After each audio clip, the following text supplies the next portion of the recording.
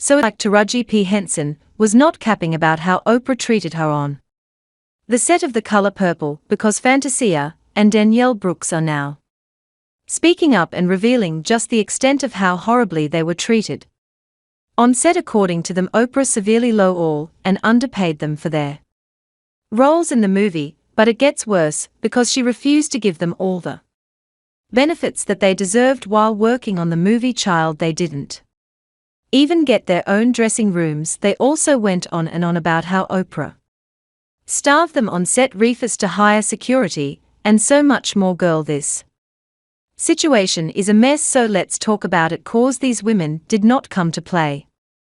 Y'all, I swear, every single time we hear something about The Color Purple, we start to realize just how messy things were on set. At this point, I'm starting to wonder if one actor or actress in the movie was treated fairly, because every single time they talk about the movie, it's to talk about how badly they were treated. What makes it even worse is that the movie was produced by Oprah, a black woman, and as a black woman you think that she would try her best to break the toxic cycle of black women being treated unfairly in the industry, but rather than break the cycle, it looks like she is only pushing the cycle forward and contributing to the issues. When it comes to black women, Taraji P. Henson was the first to call out The Color Purple in an interview where she said that she was sick and tired of not being paid what she's worth and what she deserves. She even went as far as to claim that she almost walked away from the movie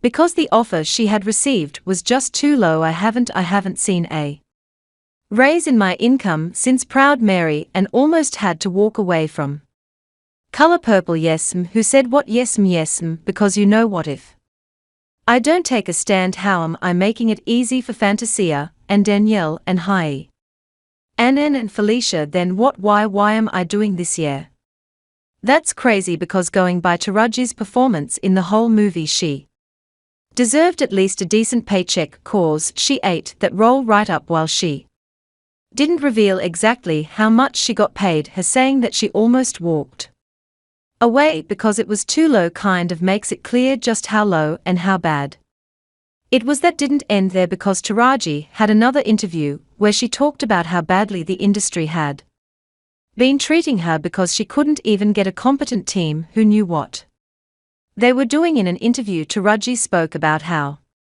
badly her team dropped the ball on her career after Empire, and how they didn't make any moves to further her career even after she kept pressing them to do so, and she eventually had to fire her entire team. She said everybody had to go.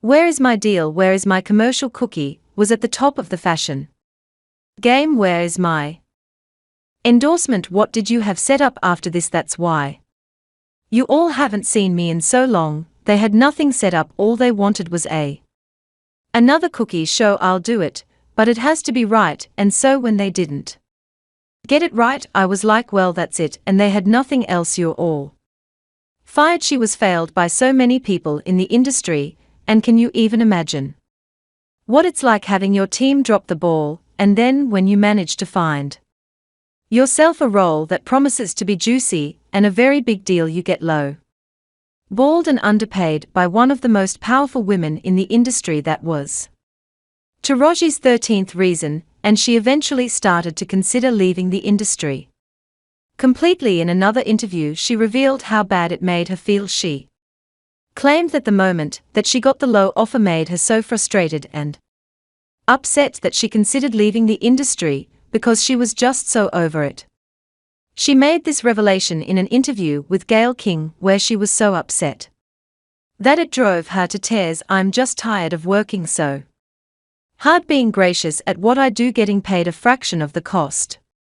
I'm tired of hearing my sister say the same thing over and over. You get tired. I hear people go, you work a lot, have to. The math ain't math. However, fans felt like Gayle was kind of biased in the interview when she didn't press on the issues that really caused Taraji to get frustrated and upset. Fans believe that this is due to the fact that Gayle is besties with Oprah, and she has been open about how Oprah helped her to get into the industry and gave her career a push. So apparently Gayle Didn't push Taraji, because she knew that whatever Taraji had to say would have made Oprah look even worse. Well, Gayle protecting Oprah ended up being unnecessary at the end of the day, because people started coming for Oprah, bringing up how she has a very long history of mistreating black women in the industry and pointing out that she did the same thing to Monique. Fans started talking about how Monique has been trying to expose Oprah for years,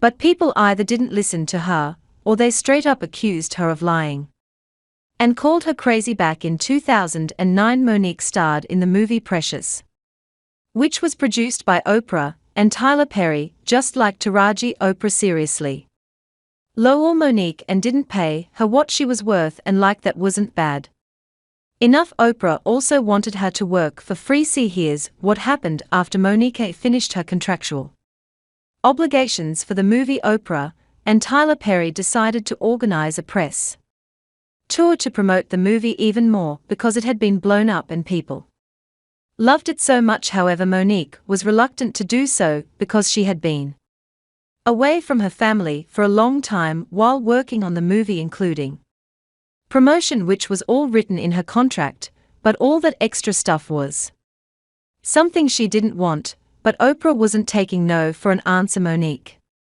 eventually gave in, but there was another problem. Oprah didn't want to pay her for her work on the press tour. This wasn't standard practice, because people deserve to be paid no matter what, but Oprah didn't want to. Even worse, she didn't even want to pay for the expenses that would be incurred during the press runs, and she wanted Monique to pay out of her own pocket. To put in context how wild that is, first, Oprah severely underpaid Monique for that role. Then she expected her to work for free while also paying for expenses for the same movie that she was underpaid in. Girl, it's the audacity. For me, Monique's story also resonates with Taraji's, and fans dragged Oprah for Phil. They dragged her so hard that Taraji had to come out to say that Oprah is a good person. She said, "Miss Oprah has been nothing less than a steady and solid beacon of light to all the cast of The Color Purple. She has provided encouragement, guidance, and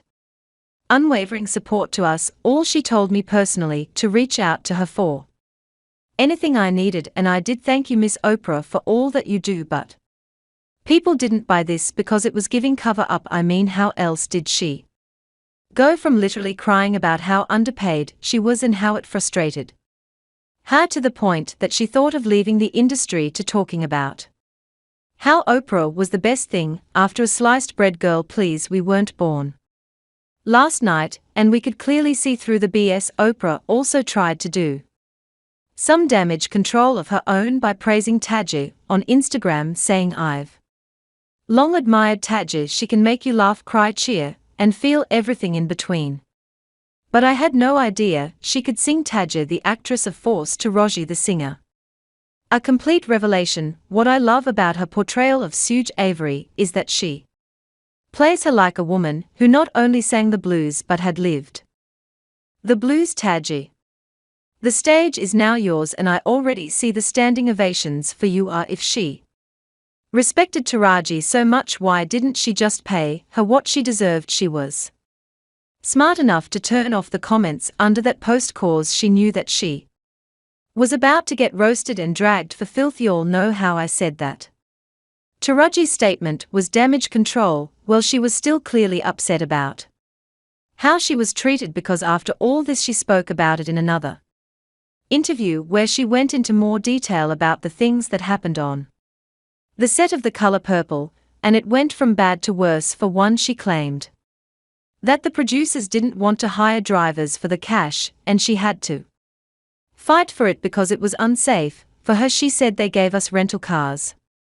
and I was like, I can't drive myself to set in Atlanta. This is insurance liability. It's dangerous. Now they're robbing people. What do I look like taking myself to work by myself in a rental car?" So I was like, "Can I get a driver or security to take me? I'm not asking for the moon." They are like, "Well, if we do it for you, we got to do it for everybody." Well, do it for everybody. It's stuff like that stuff I shouldn't have to fight for again. Before, why start saying That Taraji is spoiled and entitled. Y'all got to realize that this is the industry standard. These things are normal and black actresses shouldn't have to go out of their way to fight for things like this when nobody else has to deal with it. So the producers knew what they were doing, and it was completely unfair of them not to do this and expect them to be okay with this. If you think that's bad, it gets worse, because other actresses in The Color Purple, especially